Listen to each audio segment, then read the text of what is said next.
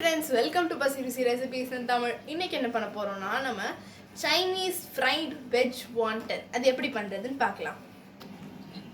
நம்ம வீட்ல இருக்கிற பொருளை வச்சு தான் நம்ம அந்த வாண்டன் செய்ய போறோம். அதுவும் எல்லாமே வந்து வாண்டன்றது அதாவது எல்லாமே பச்சை காய்கறிகள் வச்சு தான் நம்ம செய்ய போறோம். ரொம்ப ஈஸியா ரொம்ப அதாவது நம்ம ஸ்நாக்ஸும் சரி அதே நேரத்தில் ஹெல்த்தியாகவும் நம்ம செய்ய போறோம். எப்படி செய்யறோம்னு பார்ப்போம்.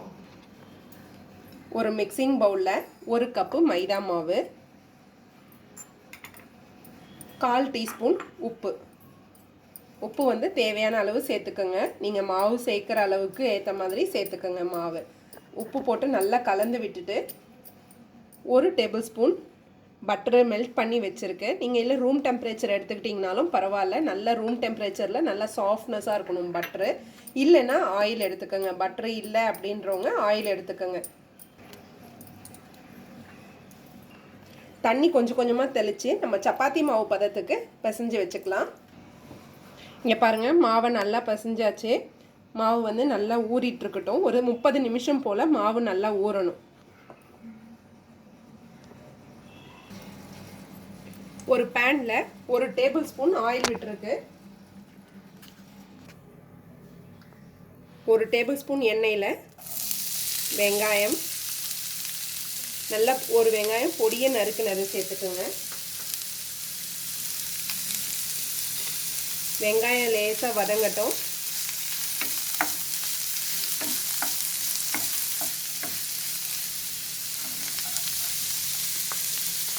ஒரு கேரட் பொடியை நறுக்குனது,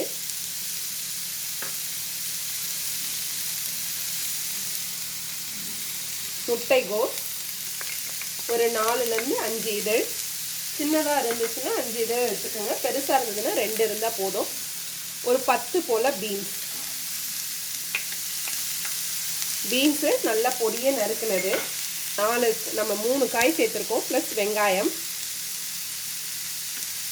இது கூட ஒரு துண்டு இஞ்சி துருவியது, 2 பல் பூண்டு துருவியது, இதையும் சேர்த்துக்கலாம்.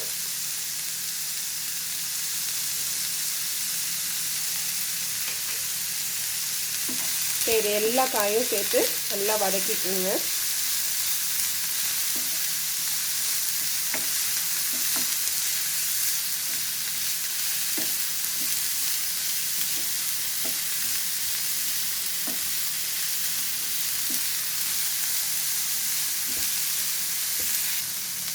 உப்பு, காய்களுக்கு தேவையான அளவு உப்பு. 1 டீஸ்பூன் ரெட் சில்லி பவுடர் எடுத்துருக்கு. நீங்கள் காரம் இன்னும் கொஞ்சம் ஜாஸ்தியாக சாப்பிடுவீங்கன்னா இன்னும் கொஞ்சம் சேர்த்துக்கலாம். இல்லை கம்மியாக சேர்க்கறதுனாலும் சேர்த்துக்கலாம், உங்களோட வீட்டில் சாப்பிட்ற காரத்தை பொறுத்து. மிளகுத்தூள் 1/4 டீஸ்பூன்.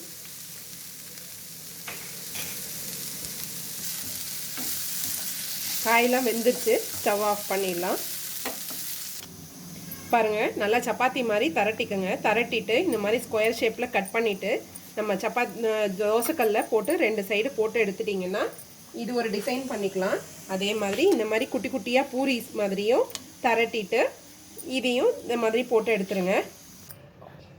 பாருங்கள், இந்த மாதிரி மிடில் காய் வச்சுட்டு இந்த கார்னர்ஸில் ஒரு சைடில் மட்டும் இந்த மாதிரி மாவு தரட்டிக்கோங்க. நம்ம சோமாஸ் மடிக்கிற மாதிரி மடிச்சுட்டு நல்லா ஒட்டிடுங்க. இந்த ப்ரெஸ்ஸுக்கு தான் இந்த 2 டேபிள் ஸ்பூன் மைதா மாவில் கொஞ்சம் போல் தண்ணி விட்டு கரைச்சி வச்சுருக்கேன். நல்லா திக்கு பேஸ்ட்டு மாதிரி.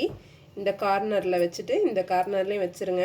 இந்த 2த்தையும் எடுத்துன்னு வந்து இப்படி வச்சு ஜாயின் பண்ணிங்கன்னா இது ஒரு சங்கு மாதிரி நல்ல ஒரு ஷேப் வந்துடுது. எண்ணெய் நல்லா காஞ்சிருச்சு. இது 2 போட்டு பொரிச்சு எடுத்துக்கோங்க. நீங்கள் எண்ணெய் ஊற்றுற அளவுக்கு ஏற்ற மாதிரி நல்லா கோல்டன் ப்ரௌனாக ஆகிற வரைக்கும் வறுக்கணும். இதை நல்லாத்தையும் பாருங்கள், ஒரு பக்கம் போட்ட உடனே நல்லா எண்ணெய் காஞ்ச உடனே நல்லா செவந்து வந்திருக்கு.